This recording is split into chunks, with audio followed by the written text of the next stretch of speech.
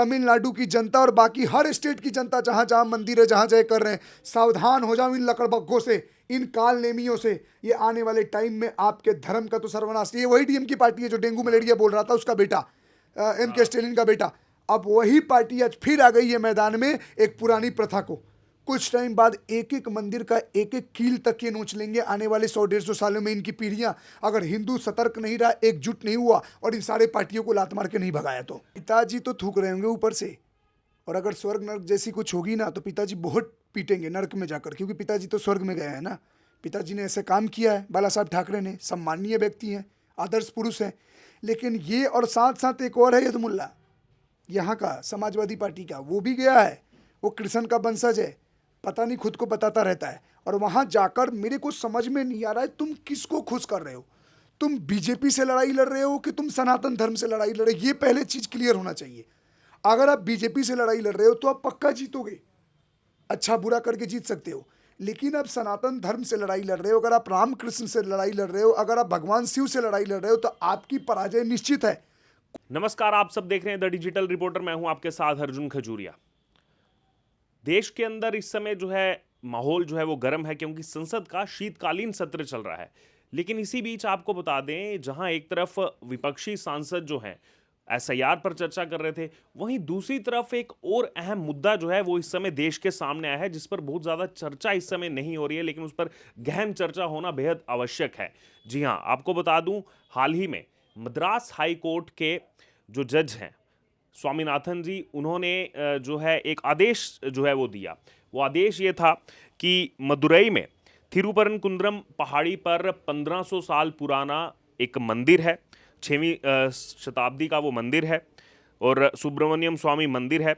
वहाँ का जो पहाड़ी के ऊपर कार्तिकेय दीपम जलाने का ये पूरा मामला है, उसके लिए जो है वो अनुमति दी गई। कोर्ट में पूरा मामला चल रहा था, और जब ये स्वामीनाथन जी ने यहाँ पर अनुमति दी, जो सनातनियों को अनुमति दी गई कि आप वहाँ जा कर के दीप जो है वो जला सकते हैं, इससे किसी की भी भावनाएं आहत नहीं होंगी। लेकिन जैसे ही आदेश पारित किया गया, इस देश के कुछ सो कॉल्ड जो पॉलिटिकल पार्टीज हैं, जो अपने आप को बताती हैं कि इस देश में हमारा इतना पुराना इतिहास है, हमने ही इस देश को आज़ादी दिलाई, हम ही जो है इस देश के असली जो है सपूत हम ही हैं। Congress, DMK, AIMIM, NCP Sharad Pawar और शिवसेना UBT, ये तमाम पार्टियां जो हैं ये चले गई, और इन्होंने जाकर के महाभियोग प्रस्ताव की जो है पेशकश की, और यहाँ पर ओम बिरला से मिली हैं, और कहा जा रहा है कि इन जज को हटा दिया जाए।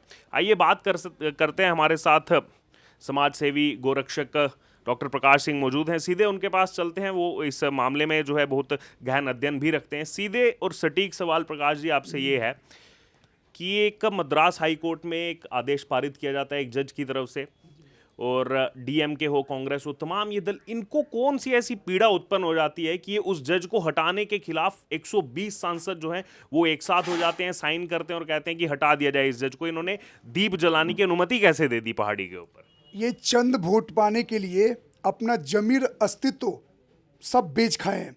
जितने भी ये नेता हैं, मैं आपको बता रहा हूँ, ये 100 से ऊपर जितने भी गए हैं, चाहे सुप्रिया सुले हो, चाहे अवैसी हो, अवैसी तो छोड़ो, हो तो उन्हीं का पक्ष लेगा, चाहे राहुल गांधी हो, चाहे ये इसका नाम क्या है, अखिलेश यादव से लेकर एक से लेकर सारे पहुंचे हुए हैं। इवन सबसे मोस्ट इंपॉर्टेंट जो नेता गए हैं वहाँ पे आपके गए तमिलनाडु के DMK पार्टी के नेता। अब आप सोचो कि इस मंदिर का इतिहास के बारे में इनको कोई लेना देना नहीं है। इनको बस मुस्लिम वोटर्स को खुश करना है। इनको ये करना है कि कैसे भी आने वाले चुनाव के टाइम में जो मुस्लिम वोटर्स हैं इनको वोट दें। इस कारण के लिए इन लोगों ने क्या किया, इम्पीचमेंट मोशन पेश कर दिया और ओम बिरला के पास गए।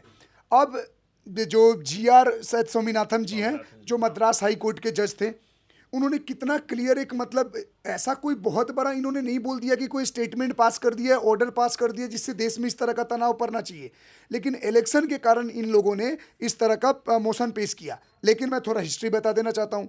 जैसे आपने बोला कि ये जो मंदिर, ये कार्तिकम दीपम जो बोलते हैं, ये जिस पहाड़ के ऊपर है, इस पहाड़ के बारे में मैं थोड़ा बताना चाहूँगा। इस पहाड़ का नाम है आपका, मैं इसीलिए सब चीज़ एक रिकॉर्ड में रखा हूँ, इस पहाड़ का नाम है त्रिपरनकुंद्रम हिल है।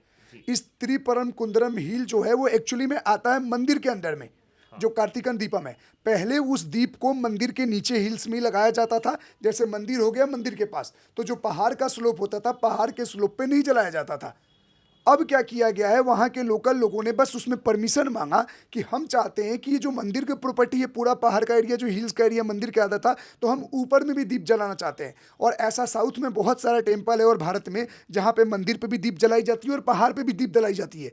लेकिन यहाँ पे ट्विस्ट ये आ गया है कि पता नहीं है बाबर डाबर की औलादों ने कब वहाँ पे, शायद मे बी कुछ 100 साल पहले, इन लोगों ने वहाँ पे एक मस्जिद बना दिया।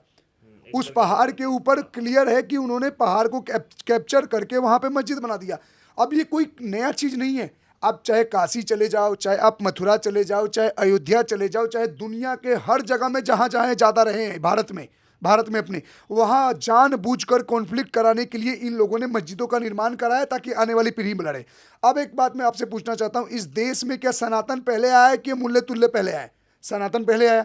अब उस मंदिर के पास दीप का प्रक्रिया हजारों सालों से चली आ रही है प्रथा को, ये 500-600 साल पहले आए हुए लोगों ने अपना कैप्चर बता रहे हैं। जबकि उस स्टेटमेंट में क्लियर बोला गया है कि मंदिर और इनका रिलीजियस सेंटीमेंट कुछ हर्ट नहीं होगा, क्योंकि पहाड़ के किसी दूसरे कोने पे है और दीप किसी और कोने पे जलाया जा रहा है। तो जानबूझ के देश में क्योस कॉन्फ्लिक्ट क्रिएट करने के लिए, लड़ाई झगड़े दंगे फसाद हो, इन लोगों ने जाकर मोशन पेश किया ओम बिरला के पास।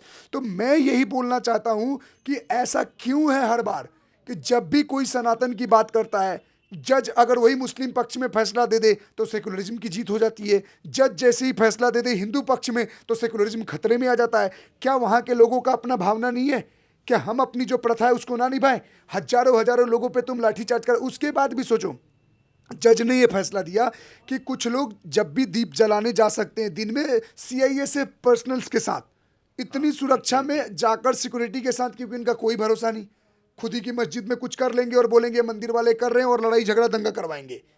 मैं बोल रहा हूं, जितनी भी पार्टियां उनको सपोर्ट कर रही है वोट के लिए, तमिलनाडु की जनता और बाकी हर स्टेट की जनता जहां जहां मंदिर है जहां जहां कर रहे हैं, सावधान हो जाओ इन लकड़बग्घों से, इन काल नेमियों से। ये आने वाले टाइम में आपके धर्म का तो सर्वनाश। ये वही DM की पार्टी है जो डेंगू मलेरिया बोल रहा था, उसका बेटा MK स्टालिन का बेटा।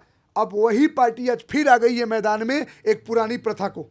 कुछ टाइम बाद एक एक मंदिर का एक एक कील तक ये नोच लेंगे। आने वाले 100-150 सालों में इनकी पीढ़ियां, अगर हिंदू सतर्क नहीं रहा, एकजुट नहीं हुआ और इन सारे पार्टियों को लात मार के नहीं भगाया तो। इनमें सबसे बड़ा ताज्जुब देखिए, AMIM है, DMK है, इनका पुराना आचरण ऐसा रहा है, मुस्लिम लीग। लेकिन शिवसेना UBT, बाल ठाकरे के बेटे उद्धव ठाकरे, वो किस लाइन में चले गए हैं? मतलब उनके पिताजी जो कहते थे वो अगर ईस्ट कह रहे हैं तो ये तो बिल्कुल वेस्ट की तरफ जाते हुए नजर आ रहे हैं। पिताजी तो थूक रहे होंगे ऊपर से, और अगर स्वर्ग नर्क जैसी कुछ होगी ना तो पिताजी बहुत पीटेंगे नर्क में जाकर, क्योंकि पिताजी तो स्वर्ग में गए हैं ना। पिताजी ने ऐसे काम किया है, बाला साहब ठाकरे ने, सम्माननीय व्यक्ति हैं, आदर्श पुरुष हैं। लेकिन ये, और साथ साथ एक और है यदुमुल्ला, यहाँ का समाजवादी पार्टी का, वो भी गया है, वो कृष्ण का वंशज है, पता नहीं खुद को बताता रहता है। और वहाँ जाकर मेरे को समझ में नहीं आ रहा है तुम किसको खुश कर रहे हो। तुम BJP से लड़ाई लड़ रहे हो कि तुम सनातन धर्म से लड़ाई लड़ रहे हो? ये पहले चीज़ क्लियर होना चाहिए। अगर आप BJP से लड़ाई लड़ रहे हो तो आप पक्का जीतोगे, अच्छा बुरा करके जीत सकते हो। लेकिन आप सनातन धर्म से लड़ाई लड़ रहे हो, अगर आप रामकृष्ण से लड़ाई लड़ रहे हो, अगर आप भगवान शिव से लड़ाई लड़ रहे हो, तो आपकी पराजय निश्चित है। कुछ टाइम के लिए आप दिखा सकते हो खुद को मैं जीत रहा हूँ, लेकिन आने वाला वक्त, क्योंकि जनता वही है जो आपको जिताई है, जनता वही है जो इनको जिताएगी। आज DM की सरकार है, मैं बता रहा हूँ अगले चुनाव में ऐसी मुक्की खाएंगे ना कि आने वाले 10-15 साल तक DM से सरकार नहीं दिखेगी उस स्टेट में। क्योंकि तुम सोच रहे हो हमारे देवी देवताओं का मजाक बना बना के, छोटा मोटा कोई ऑर्डर क्या पास हो जाता है, ऐसे बैठ जाते हैं जैसे इनको बाप आकाओं ने कोई प्रतिज्ञाबद्ध है कि जब भी मुसलमान पे कोई बात आएगी हम खड़े होंगे। और ये मुसलमान तो वेट कर रहे हैं इस देश में कि जिस दिन इनकी आबादी ज़्यादा हो, जिस दिन ये तादाद ज़्यादा होगा, सीधे बोलेंगे छोड़ो देश, हमारी आबादी ज़्यादा है, हमारा नियम चलेगा, हमारा CM, हमारा PM, हमारा सरिया।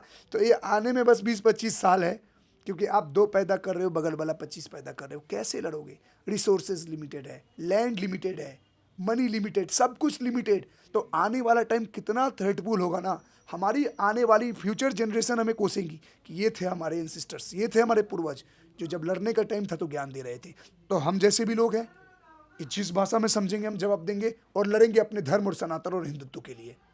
देखिए, जहाँ जहाँ पर ये पॉलिटिकल पार्टीज जा रही हैं वहाँ पर जनता तो इनको जो है औंधे मुँह गिरा दे रही है। वहाँ पर हर जगह इनको एक तरफा हार का सामना करना पड़ रहा है। लेकिन क्या आपको लगता है कि ये जानबूझ करके इस तरीके का महाभियोग ये लाना, वैसे लगता तो नहीं है कि ओम बिरला उस पर इतना ज़्यादा कुछ कार्रवाई करने वाले हैं, लेकिन क्या ये एक प्रेशर बनाने का प्रयास है कि वहां से नहीं जीत पा रहे हैं तो जुडिशियल प्रेशर बनाया जाए, ताकि जो जुडिशरी में बैठे जो भी जज हैं उन पर एक दबाव बन सके कि आगे से इस तरीके की जो है वो जजमेंट्स पास ना करें? पहली बात तो ये पास होगा नहीं मोशन। दूसरी बात, ये कर के हरकत इन्होंने अपने पैर पे और कुल्हाड़ी मार ली आने वाले टाइम के चुनाव के लिए। एडवांस में बोल रहा हूँ आपके चैनल पे, 27 में वो गया, रोटी चोर गया 27 में, वो टीएमसी वाला जाएगा, और इसका नाम क्या है, डीएमके जाएगा। यूबीटी का तो छोड़ ही दो, ये तो कभी नहीं आएंगे, जीवन में सत्ता इनको नसीब नहीं होगी। मैं मार्क माई वर्ड, जीवन में नहीं होगी, क्योंकि ये बीजेपी से नहीं लड़ रहे हैं, ये सनातन से लड़ रहे हैं, और सनातन से लड़ने वाला अच्छे अच्छे निपट गए। तो ये किस खेत की मूली है? आप क्या देश को दिखाना चाहते हो? मेजोरिटी होना तो ऐसे लगता है कि देश में पाप हो गया है, जैसे वो मेजोरिटी हो, हम माइनॉरिटी हैं, और आए दिन हमारे ऊपर प्रहार किया जा रहा है। बट अब जनता का टाइम है। राजतंत्र में और ये लोकतंत्र में जनता ही राज करती है। तो it's my humble request to the people of Tamil Nadu, see their leader what they are doing, they are simply provoking the cultural. तो बाकी पार्टीज भी दे रही हैं। हाँ, मतलब ये इंग्लिश में इसलिए बोल रहा था कि कहीं वो लोग समझ जाए। लैंग्वेज बैरियर से आप फाइट कर सकते हो, do whatever you want to do, fight in the name of north south, जो करना है करो, लेकिन धर्म के साथ मत लड़ो। वही शिव हैं, वही कार्तिकेय हैं, वही कृष्ण है, वही राम है। भाषा कुछ भी हो सकती है आपकी, लेकिन अपने लोग अपने स्टेट के लिए लड़ो। आपको नहीं पसंद है बिहार, यूपी, महाराष्ट्र, केरल, मतलब कोई भी स्टेट, पंजाब, हरियाणा, मत करो, लेकिन अपना कल्चरल हेरिटेज के लिए तो लड़ो। आप हम सब एक ही हैं। डिवाइड करने वालों को डिवाइड कर दो, दूर भगा दो, और अपने राष्ट्र, अपने धरोहर, अपने सनातन की रक्षा करो, वरना आने वाले टाइम बहुत बुरा होगा। और मैं बोल रहा हूँ कि आने वाले टाइम अच्छा आएगा, और ये डीएम की सरकार हारेगी और बीजेपी आएगी गठबंधन के साथ वहाँ पे।